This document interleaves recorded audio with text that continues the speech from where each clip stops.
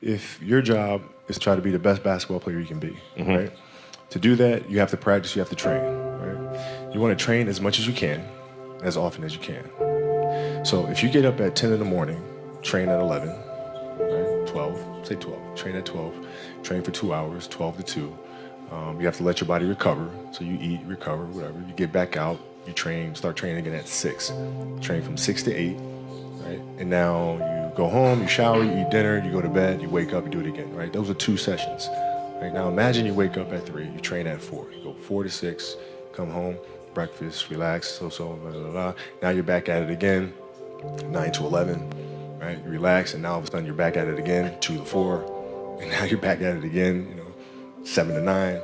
Look how much more training I have done by simply starting at 4, right? And so now you do that, and as the years go on, the separation that you have with your competitors and your peers just grows larger and larger and larger and larger and larger. And by year 5 or 6, doesn't matter what kind of work they do in the summer, they're never going to catch up because you're 5 years behind. Right? So it makes sense to get up and start your day early because you can get more work in. I didn't feel good about myself if I wasn't doing everything I could to be the best version of myself. If I felt like I left anything on the table, it would eat away at me. I wouldn't be able to look myself in the mirror. Right? So the reason why I can retire now and be completely comfortable about it because I know that I've done everything I could to be the best basketball player I could be. And so that's where it comes from for me. You can't leave any stone unturned. Trivial things weren't going to pull my attention. It had to be things weren't going to pull my attention. It had to be things that I had a purpose. I wanted to be one of the best basketball players to ever play. And anything else that was outside of that lane, I didn't have time for. At what age did that goal become crystal clear? I made that deal with myself at 13 years old. At 13 years old? 13 years old. That's the deal I made. You were crystal clear about it? Crystal clear. And where did inspiration come from? The love of the game.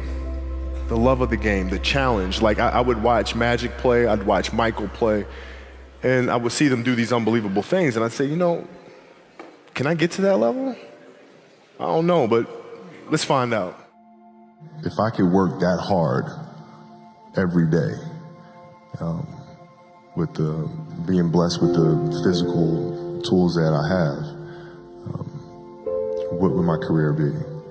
And I made a promise to myself from that day that I was going to work that hard every single day so that when I do retire, I have no regrets. And that was the most important thing for me, is to leave no stone unturned, get better every single day. And if I lived that way, then over time, I'd have something that was beautiful.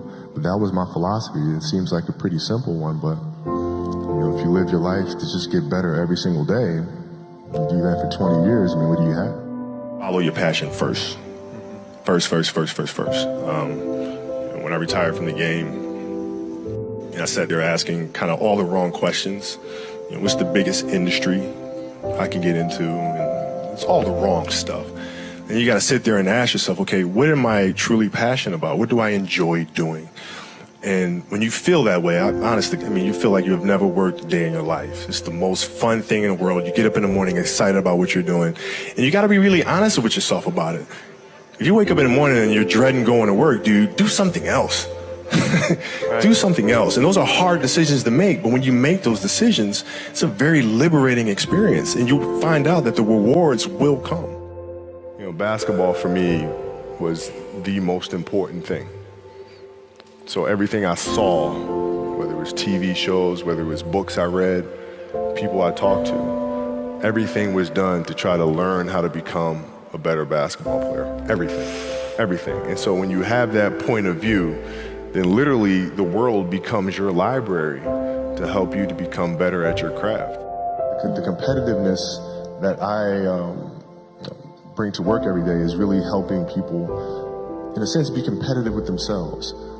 Right? If you're animating something, or you're writing a screenplay, or you're composing a piece of music, is that the best you can do?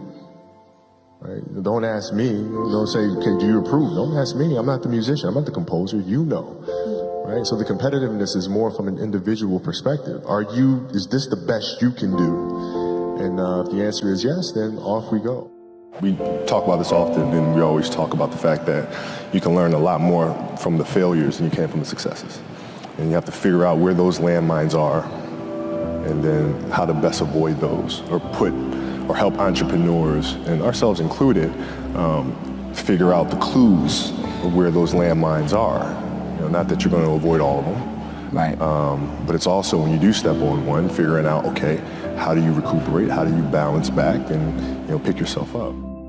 Dreams they should be pure. I think a lot of times when we're born into this world, we actually wind up going backwards. And it seems like the more we mature, the more responsible our dreams become. And the more governors we put on ourselves and our ability to dream and to reimagine. And it's always a fight for us parents and for you guys to make sure that your dreams always stay pure. And so it's not a matter of pushing beyond the limitations or expectations.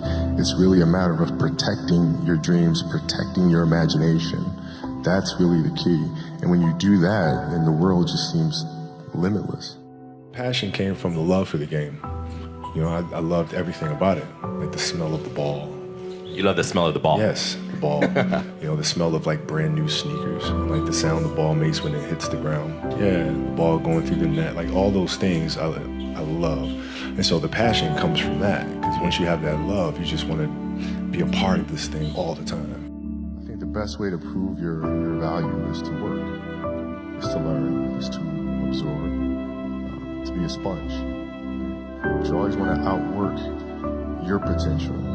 As hard as you believe you can work harder than that. If your practices aren't more competitive than the games themselves, you're doing the wrong thing. Mm-hmm. And most of these teams and coaches have gotten into a mindset of resting players. Mm-hmm. Oh, it's too much. We're not going to practice light day, light day, light day. Phil never gave us a light day. Mm-hmm. There's no days off. You show up and you work. You practice. Yeah. And practices are going to be worse. They're going to be more physical.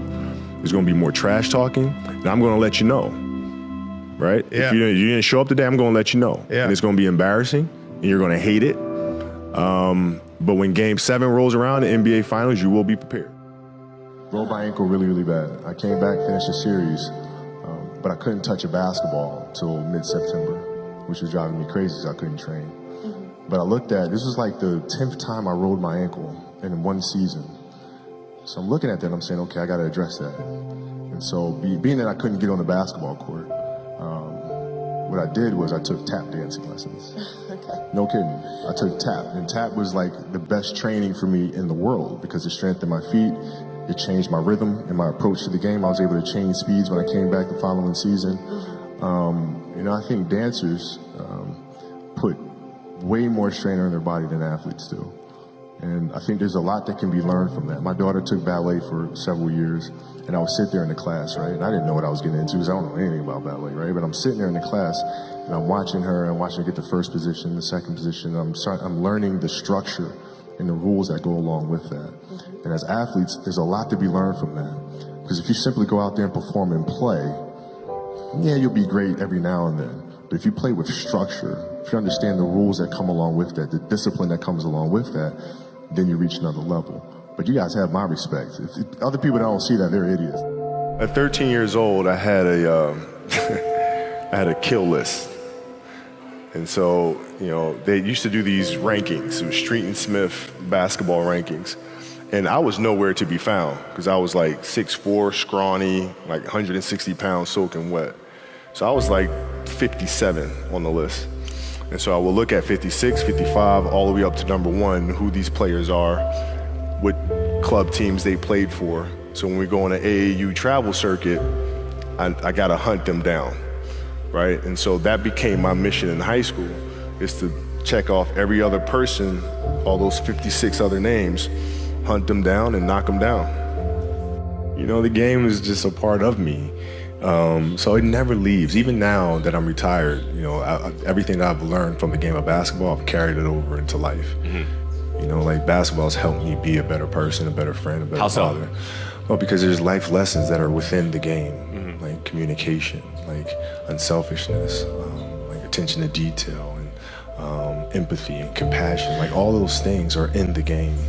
And as an athlete, if we are aware of those things, it helps us become better human beings.